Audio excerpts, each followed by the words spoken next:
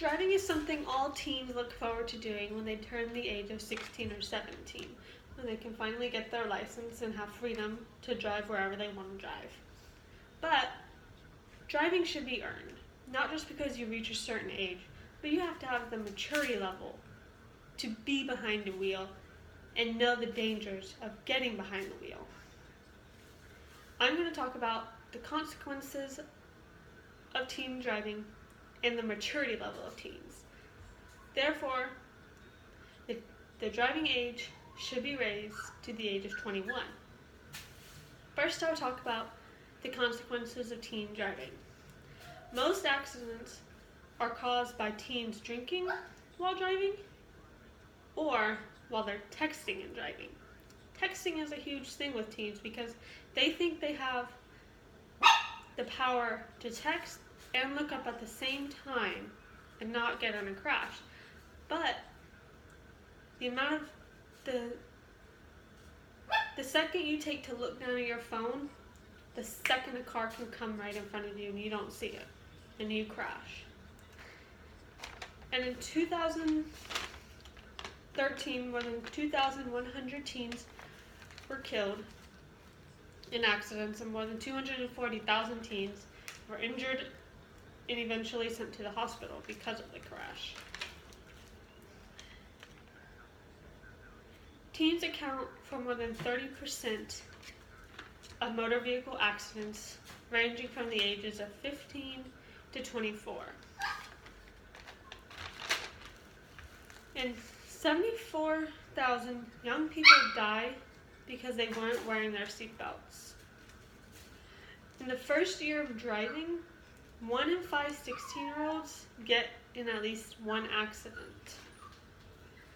2/3 of teen passenger deaths are when they were in a vehicle that a teen was driving. According to the California Office of Traffic Safety, a 16-year-old is 20 times more likely to get in a crash than an adult is. And that's pretty scary because there's a lot of teens on that road. In 2014, 2,623 teens, ages ranging 13 to 19, died in a crash. According to MAD, over 40% of 10th graders drink alcohol. And those are those 16-year-olds, 17-year-olds that when they turn that age, their parents let them get their license to get a car and they're out on their merry way, driving on the road, and that's their time. They're in high school, they're out partying and drinking, and you don't want those kids on the road because they're not smart enough. 75% of teen driver accidents are because of critical errors, meaning getting distracted because their friends are pointing to something outside the car that is something really cool and that the driver just has to look at.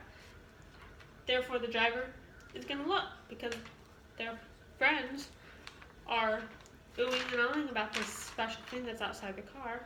Or they can also get distracted from the music inside the car, from their friends talking really loud in the car, trying to ask the driver questions, them touching the driver, punching the driver, whatever it may be. Distractions inside the car and outside the car are one of the causes of accidents. Also, another critical error that teen drivers get in accidents from is the lack of seeking out and looking left and right at an intersection when they're turning or merging on. They have the lack of scanning and detecting situations like that. They tend to just go, and they forget to look left or they forget to look right, and bam, they get in a crash. Also, another critical error that's made that causes a crash in teen driving is their speeding, because they want to show off to their friends because they're like, go faster, go faster, go faster. So they go faster because they don't want their friends to think they're lame. Furthermore, I will talk about the maturity level of teen drivers.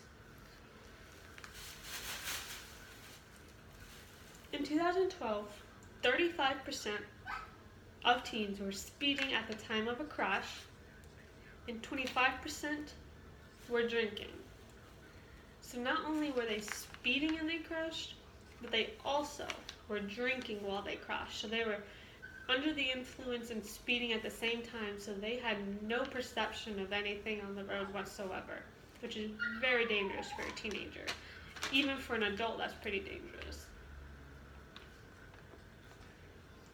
Unlike it, teens are easily distracted, like I said, by their friends in the car, because they don't have the maturity, they don't have the smarts to be able to shut them out, tune them out, and ignore them, because they don't want to be lame.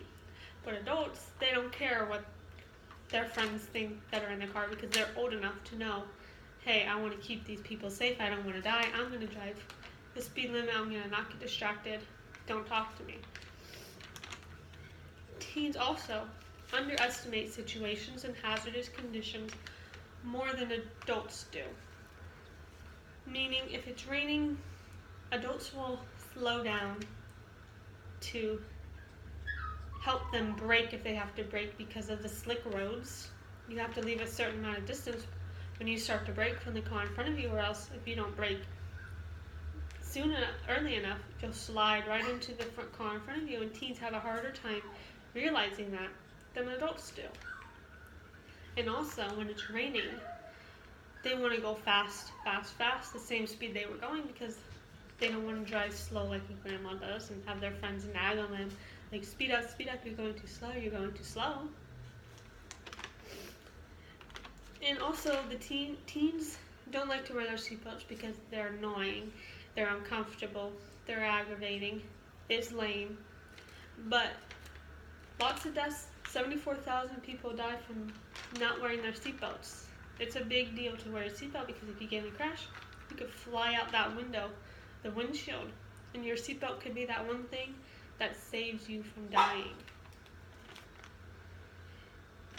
And when teens drink, they think they're in good enough form to get behind the wheel, not knowing that they're really not in good enough form, because they haven't drank as much as adults have to where they would know their body and know how much they can intake of alcohol and still be able to percept the road and everything. So they just are not at the maturity level to drink and then drive, because they don't want to be that one person that gets wasted, super wasted, and has to ask for an Uber or someone else to drive them home. They want to be able to take their friends home and be cool, not lame. And also, the only exception to the age rule should be military, because for the military, some of their jobs, they need to be able to drive a car, to drive a vehicle. So I think teens in the military should have to take a certain test, an in-depth test, to be able to get their license early, but only to drive vehicles on the military base. And then when they hit 21, they can take the regular test and drive on the roads. In conclusion, the driving age should be raised to 21 because of the many consequences of teen driving, and the maturity levels of teen drivers are not up to par to be behind a wheel, because they have not had the experience adults have in lives. Raising the age to 21 will decrease the amount of crashes significantly each year.